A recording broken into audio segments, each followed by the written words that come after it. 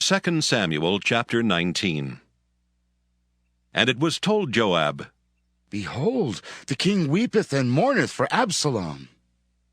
And the victory that day was turned into mourning unto all the people. For the people heard say that day how the king was grieved for his son.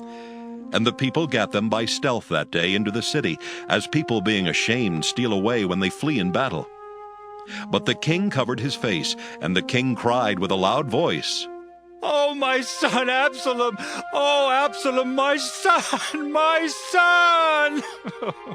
And Joab came into the house to the king and said, Thou hast shamed this day the faces of all thy servants, which this day hast saved thy life, and the lives of thy sons and of thy daughters, and the lives of thy wives, and the lives of thy concubines, in that thou lovest thine enemies, and hatest thy friends. For thou hast declared this day that thou regardest neither princes nor servants. For this day I perceive that if Absalom had lived, and all we had died this day, then it had pleased thee well. Now therefore arise, go forth, and speak comfortably unto thy servants. For I swear by the Lord, if thou go not forth, there will not tarry one with thee this night. And that will be worse unto thee than all the evil that befell thee from thy youth until now. Then the king arose and sat in the gate, and they told unto all the people, saying, Behold, the king doth sit in the gate. And all the people came before the king, for Israel had fled every man to his tent. And all the people were at strife throughout all the tribes of Israel, saying, The king saved us out of the hand of our enemies, and he delivered us out of the hand of the Philistines. And now he is fled out of the land for Absalom. And Absalom, whom we anointed over us, is dead in battle. Now therefore, why speak ye not a word of bringing the king back? And King David sent to Zadok and to Abiathar the priest, saying, Speak unto the elders of Judah, saying, Why are ye the last to bring the king back to his house?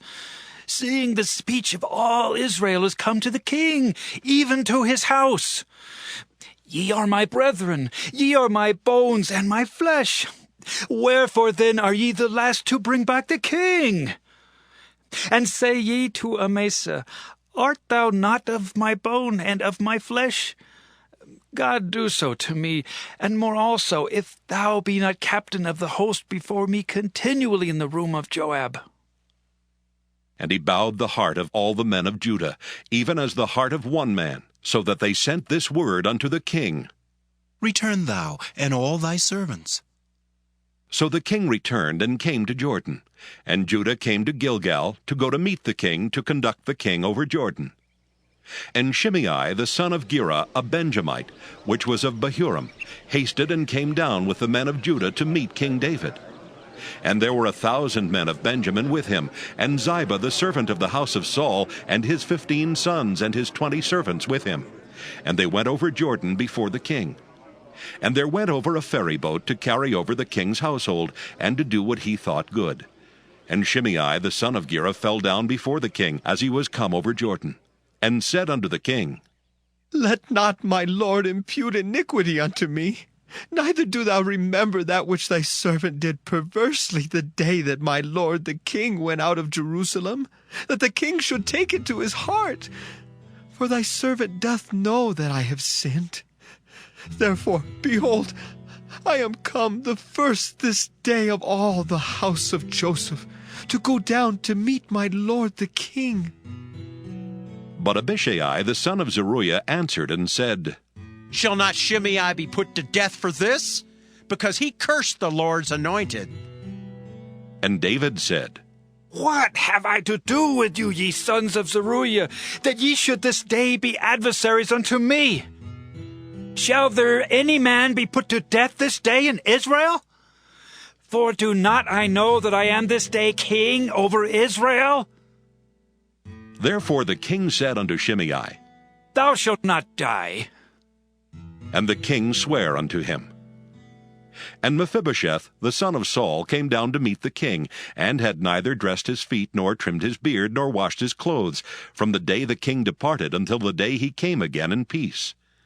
And it came to pass, when he was come to Jerusalem to meet the king, that the king said unto him, Wherefore wentest not thou with me, Mephibosheth? And he answered, My lord, O king, my servant deceived me. For thy servant said, I will saddle me an ass, that I may ride thereon, and go to the king, because thy servant is lame. And he hath slandered thy servant unto my lord the king. But my lord the king is as an angel of God. Do therefore what is good in thine eyes. For all of my father's house were but dead men before my lord the king. Yet didst thou set thy servant among them that did eat at thine own table. What right therefore have I yet to cry any more unto the king? And the king said unto him, Why speakest thou any more of thy matters? I have said, Thou and Ziba divide the land. And Mephibosheth said unto the king, Yea, let him take all. For as much as my lord the king is come again in peace unto his own house. And Barzillai the Gileadite came down from Rogelim, and went over Jordan with the king to conduct him over Jordan.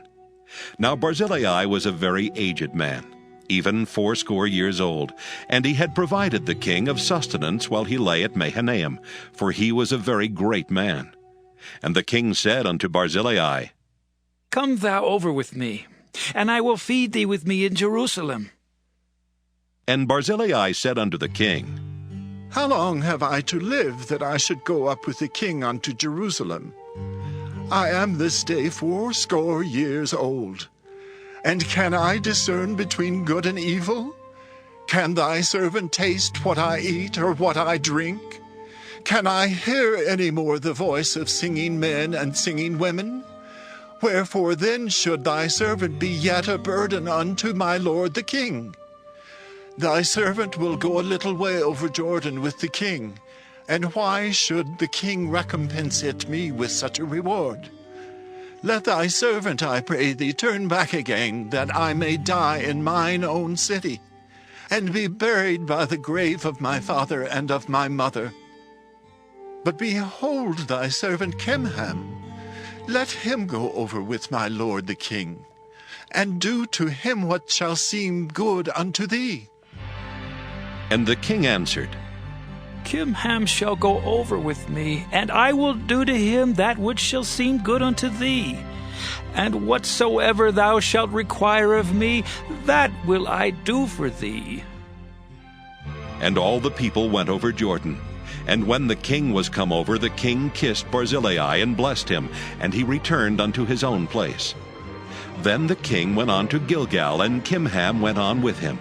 And all the people of Judah conducted the king, and also half the people of Israel.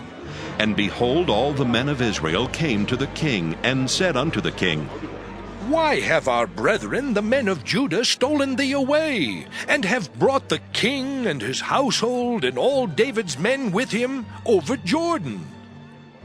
And all the men of Judah answered the men of Israel, Because the king is near of kin to us. Wherefore then be ye angry for this matter? Have we eaten at all of the king's cost, or hath he given us any gift? And the men of Israel answered the men of Judah, and said, We have 10 parts in the king, and we have also more right in David than ye. Why then did ye despise us, that our advice should not be first had in bringing back our king? And the words of the men of Judah were fiercer than the words of the men of Israel.